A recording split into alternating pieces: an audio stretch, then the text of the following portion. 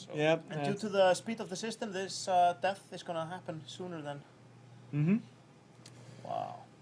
Whoa! There we go. Whoa! I'm off. Nice fast work. Peace out. Nice. Damn, you wore fast, huh? Yeah, man. So yeah, again, if anyone comes to a full tie in the next Alliance tournament, we'll be speeding up time until they just can't handle switching their reps fast enough, and everyone dies. Yes. Which will be very fun. As long as everyone dies, we'll be happy. Yes. Yeah. That is mandatory. Yeah. Especially with these beautiful new death sequences. Yes. Dying has never been as much fun. And docked. So, you guys want to go Alright. back to the couch and Yeah, we'll do that. Like these ship changes, we haven't covered. We've only covered like a fraction of what. Yes, ships like I we're said, we have changing. 40 ships, either new or completely rebalanced in Odyssey. Okay, 40 ships. That's from frigates to Yep. Navy battleships. Navy frigates, Navy cruisers, the Yeah. new Navy battle cruisers, Navy battleships, all the Tech 1 battleships, all the Tech 1 attack battle cruisers. Okay.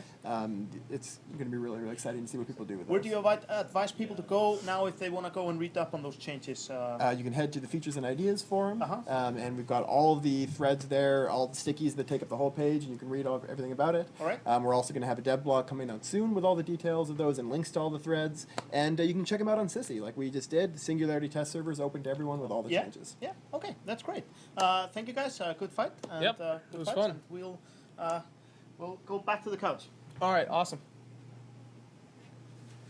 So, welcome, guys. Thank you. It's good to have you on the set with us. You guys, let's start by you guys introducing yourselves. Yeah, hello, I'm CCP Prime. I'm CCP Bayesian, and we're both from Team Prototyping Rocks. We've worked on, well, I've worked at CCP for 2.5 years. I think Prime's been here a little longer. Yeah, since 2009. So what role do you guys fill on the team? Programmers, both of us. Programmers, yes. Yeah, so for Odyssey in particular, I've basically been working on the hacking feature. Prime's been working on the sort of scattering mechanics and some of the other support for the changes we've actually done to the sites themselves. Some really cool stuff that we're going to show you, show the audience soon on the test server. Tell me a little bit about Team Prototyping Rocks. You guys it's a really cool name to begin with, because prototyping does rock. And what's kind of your specialty? What have you been working on in the past? Well, we did some prototyping, apparently. Yeah. And we were prototyping mining. Yeah. And that's where the name came from, and we just stuck with it because, well, prototyping does rock. That's how we feel, at least. Yeah. Yeah. So basically, before we were doing the mining prototyping, we were Team Avatar, and we're prototyping Avatar content. So we kind of went from that to prototyping mining because we were stuck as a prototyping team without the people to take with us to be a full feature team. And then when Odyssey came along, we were asked then to sort of refocus our efforts on something that could improve the exploration sites and make them more interesting, because on Tranquility at the moment, it's just a case of literally sitting and waiting for a timer to complete, which isn't very exciting. It's probably is one of the more boring aspects of gameplay in the entirety of EVE. Yeah. So we were very interested to go in and just what could we do to make this more interesting and more engaging, and really bring some more life to that sort of part of the universe. Yeah, and that's something that's really interesting. I'm really excited about is taking things that are very passive and very predictable, predictable to 100%, same all the time, and making them more interactive, more kind of chaotic. So yes, and so that you don't have 100% knowledge of what you're going to see or what you're going to get. You have some good ideas, and you're able to work towards improving how you actually do these things, but not with a sort of knowledge of what your outcome is going to be in advance, which makes everything very boring, very predictable. Great if you like making routine amounts of money, but not very interesting if you want the danger of a living universe, essentially. Yeah, that's the thing. I mean, when you can just go out there, lock something, press a button, and you know your yield, you know how long it's going to take, you're gonna make this much money in a day if you never miss a beat, and it's like it's nice if you like that, but if you want the gameplay, then maybe not so nice. So I'm really excited about what you guys are doing. And just a little bit about prototyping, because that's something we've been doing like more of in the last couple of years, maybe. So like before we used to more go into maybe producing something and taking it like really far before maybe realizing that we wanted to do something else instead. So prototyping, I mean, you basically make like a rough version of a playable version of what you think might work. Yes, exactly. Yeah. I mean, the entire point of prototyping is really to sort of validate the assumptions that you're making about a game feature.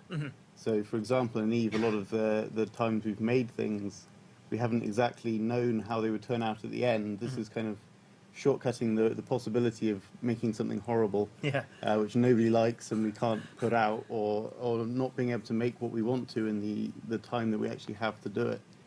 So this lets us answer lots of questions up front and sort things out so that we know exactly what we're trying to make before we go ahead and commit lots of resources to actually doing it. The big part here is to be able to fail early. And also our experience from when we were doing multiple prototypes in parallel back when we were looking at mining was that we came up with all sorts of crazy ideas, and then those ideas sometimes combined in a new and far better prototype. Okay. So in many ways, prototyping is exploration, right? You have a certain solution space that you are traversing through, and you're trying to find the interesting solutions within that space. And if you decide up front with a feature that has maybe only been drafted by a certain set of people, and you just say, this is what we will do, that excludes the possibility of many other, maybe far more interesting games. Yeah. So that's what is really good about prototyping. Yeah, I'm really I like that approach a lot. And like we saw with the EVR, for example, what happened there, it was a very aggressive prototyping that they made with the virtual reality dogfighting game that we showed off at FanFest.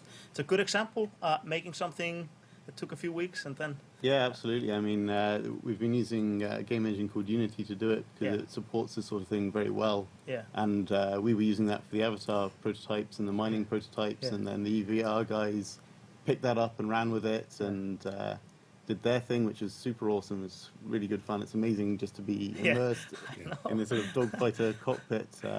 It was. I'm so sad that like not everybody can get to experience this right away, because like I just want to share it with everybody, because when I came to the cantina when you were trying it out, like and I went and put these things on, and at first I was just looking down the tube of a carrier, launching tube, and sitting in my fighter, and I was like, yeah, okay, I have a screen strapped to my face. That's kind of new, but like still, I'm just looking at the screen. Yes, there's 3D, but I've seen 3D before, so it's like nothing huge, you know. It's like it didn't really change the way I looked at it. But then as soon as I just looked to the side, I was like, whoa, I'm turning, and the picture is not moving with me. It's like, oh, that's when you get it. Yep. It's I mean. Some people may have tried this before, but I'd never tried it before, and it was pretty cool. And then I looked down, saw my legs, my clothes coming out in 3D, my hands on the joystick, and then just woof, launched into space and bullets flying, and it was crazy. It is. It really is cool. Amazing. Very cool. I could see myself playing that game a long time, and you are not the only one. No. yeah.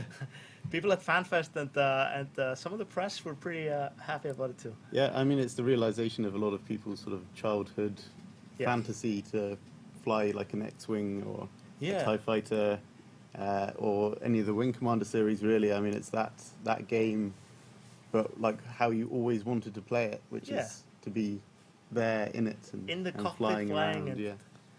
And what was really cool about it, like also is like the when you were like trying to lock someone, like looking at him for like 2 seconds, what it was, and like having to, like, and being able to arch your head back as they were passing you, and like makes you feel like you were in Top Gun. Yeah, Top Gun yeah, 2. exactly. Yes, yeah. Yeah, it's pretty cool. So some of the stuff you've been prototyping and have now actually made for Eve. is on the screen right now, and we're going to take a look at it. Yep. So we're just in an exploration site now. I think it's one of the Angel data sites. Angel data sites, and these Yes. are new sites. No, these are the existing. These are not, yeah. So they're all the relic existing sites. sites, basically, to use a corny term, reimagined. Reimagined. Yeah. So good term. what's actually happened is we've gone in and replaced all of the actual containers that were there with these new ones. We're orbiting a hacking site now, which has now been renamed Data Site. And as you can see, it looks much cooler. We're orbiting at about 4 kilometers, and it's huge. It has these huge spinning sort of blades that are orbiting around it. Yeah. It looks cool, and there's themed things for archaeology and as that well. animation represents the state of that particular container, right? Okay. Because the circles are moving, that means it is active. It has not been hacked. Uh-huh. So we're trying to represent state and activity far more like in the space itself. Yeah, not just in a list, like we talked about, having more visual representation, more graphics, having it like feel more immersive. And this was a major effort on Trilambda to come up with these containers for us. Team Trilanta has been doing a great job of getting out some really cool-looking things to support all the gameplay we're getting in Odyssey. Yep. And so one of the other things that we've done is actually rebalance the difficulty and rewards that you get from these sites across the universe. So from high sec through to null sec, you'll now see more in line with the other content where you get an increasing reward for the increasing risk that you actually are taking by being more exposed to death by other players. Yeah. Okay. I would like to inject here. We were talking about like we are introducing variability and not being as deterministic as before. And this has been and is a challenge for us at CCP in many ways.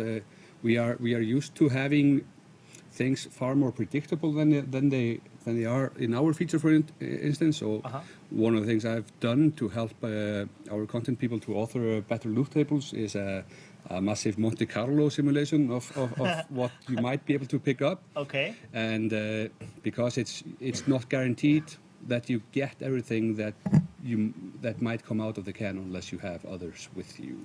Okay. And the other side of what's happened to the actual sites themselves is in most of the sites, in fact everything I think except sleeper sites, we've actually removed the NPCs.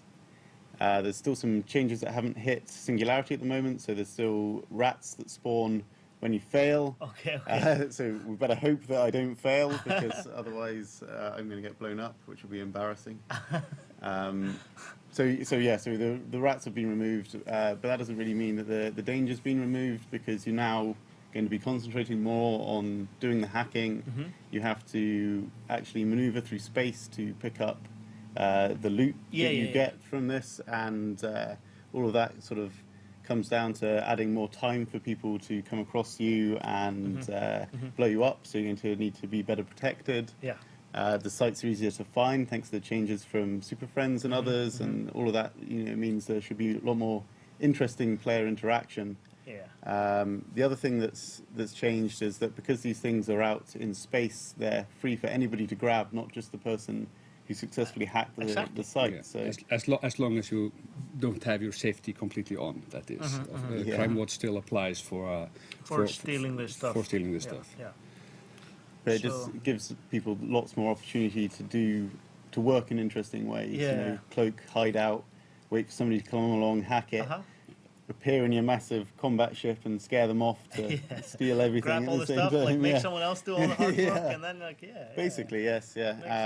And also then you're probably going to be more encouraged to bring people along with you as well, we hope.